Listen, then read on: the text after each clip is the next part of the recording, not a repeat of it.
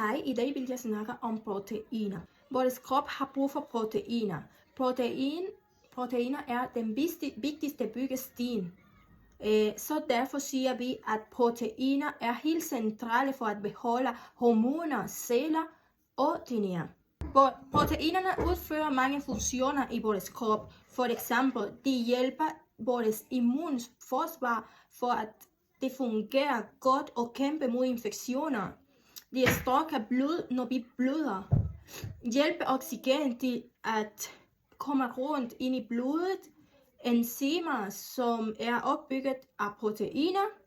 De hjælper også vores hormonfunktion, der er en del af vores hormoner er opbygget af proteiner. De transporterer ild og stoffer mellem cellen og blod, og de hjælper også vores hud, negler, hår og elastik, væv, da de er også opbygget af proteiner. Til sidst har vi vores muskler. Vores muskler er også opbygget af proteiner. Proteiner kan være korte eller lange kæder af aminosyre. Opbygning af proteiner kaldes man proteinsyntese, og det sker inde i cellen.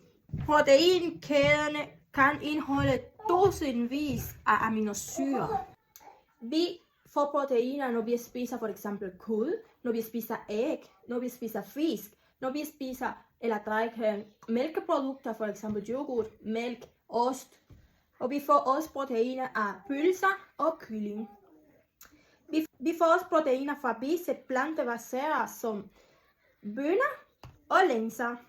Vi får også proteiner af valgfrugter som grønne, kortne typer, for eksempel rugbrød og havgryn.